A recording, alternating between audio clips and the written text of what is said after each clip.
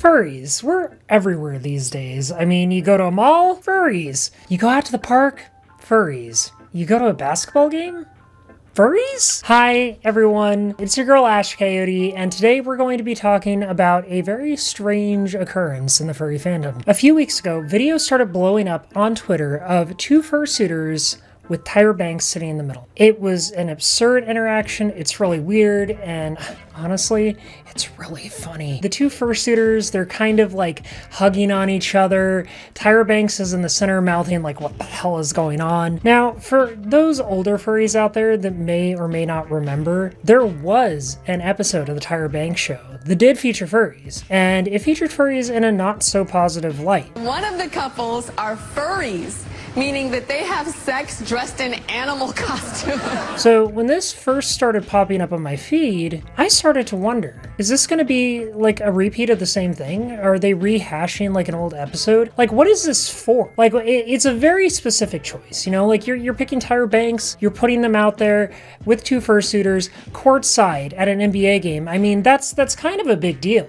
I mean, those tickets aren't easy to come by, are they? Sweet zombie Jesus, it's huge! A few furry folks on Twitter started to notice that there was some discrepancies with the fursuits. Some of the fursuits' fur didn't match, and that the fursuiters weren't tucking in their neck fluff and their hand paw fluff. It really started to reek of a PR stunt.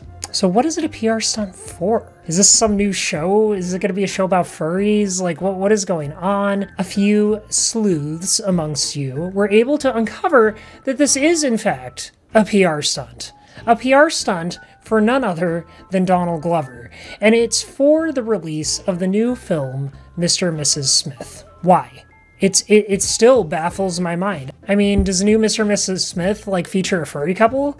Are they actually secretly a furry relationship that got together, and instead of spies, they're secretly furries, and instead of guns and ammunition and stuff hidden in their house, it's fursuits hidden everywhere? I don't know. Like, what is any of this? And I think that really kind of cuts back to something that, you know, has been on my mind really about advertising in general. That social media video that was released, the one that was officially put out, garnered 740,000 views. Now, most of these viewers picked up on the fact that this was staged. Most of those viewers were like, yeah, this seems weird even for furries. You know, like, what furries are taking their fursuits to a Nets game courtside? How do you even get to a Nets game courtside? I also think it's important to observe the behavior of the fursuiters in all this. Their actions are a little less than genuine, I guess is the best way to put it. Now, I know that sounds weird to people who might be outside of the community because, hey, you might just see us as like, oh, we're just being weird in fursuit, right? When we're performing. Well, a lot of times our fursuits are projections of ourselves. It's amplifying an element of ourselves. And there's a certain quality that you can tell when a performance is, how should I put this, staged? It reads that way through and through. I mean, it's obviously two individuals trying to do quirky, weird antics, projecting what they think furries do, which is funny, by the way, in its own right. It's downright hilarious to look at, but it's also really bizarre. Why? Why is this an advertising campaign? When this hit Twitter, there was a lot of you that were trying to figure out who those furries were. Because let's face it, we can kind of tell who's who based on our personas. It's actually pretty easy to distinguish somebody. These fursuits had no identification whatsoever. They weren't able to be discovered at all. People were searching social media because, you know, like when you buy a fursuit, you take pictures, you put it out there. There weren't really pictures of these fursuits. And the mismatched, ill-fitting nature of the suits really added to that issue. It really added to that suspicion and built up this whole kind of bubble that we were in as we were trying to figure this out. So, you know, I have a unique perspective on this because I'm a furry. I've also worked in advertising, and I find it quite interesting that somebody would pick this particular thing as a form of viral advertising for a show that isn't really connected to furries at all.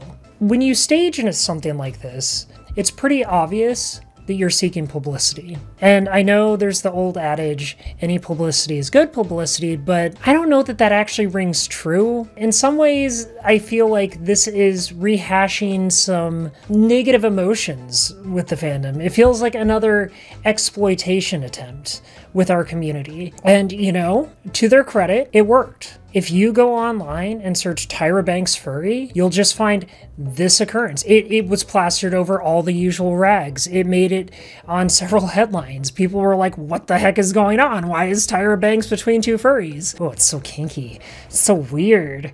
Why? But I gotta ask myself a question. What is this promoting? We know now, of course, that this is all about the Mr. and Mrs. Smith show, film, whatever it is, reboot over on Amazon. How does this attach to that show? That's the thing that I've had a hard time really understanding. And that's something that I would like to ask you as the audience too. I mean, what are your thoughts on this connection? Like, do you think that there's going to be some furries hidden in the show or something? Or is this just like an attempt to grab an audience that they think they need? In a weird way, it kind of makes me feel like this is just another rehash of this tired viral marketing and publicity stunt methodology that people have applied in the film industry lately. People just try to grab attention in whichever way they can. I mean, let's be honest, as a content creator here on YouTube, that's all over. Why do you think that they have eye-catching thumbnails where you just make a face like, or... So the furry community responded to this whole thing with a mix of criticism and really amusement. I mean, I've honestly kind of giggled through it a few times. I mean, you can't help but like laugh looking at the videos. I mean, it's not exactly something that appears even the slightest bit normal. Like, this is just like, wow, this is what you think furries are? Cool.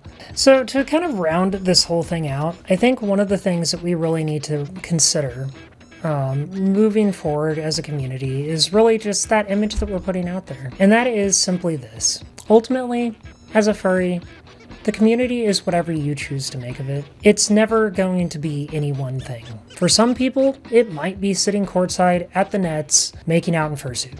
It can also be fine if you never want to wear a fursuit, or if you only want to get art, or if you're just casually a furry observer. All is valid and it's all okay. This is a community about acceptance. We're here to accept each other. We're here to embrace each other and help each other along the way. Anytime that you can do that for someone else is important. So don't forget to like this video if you enjoyed it. Subscribe if you aren't already, and drop me a comment in the comments section below. I'd love to hear your thoughts on the whole drama, the whole weird publicity stunt that was pulled here. Let's have a conversation. Let's learn a little bit about what it means to be furry in today's day and age. I'll catch you in the next video. Bye!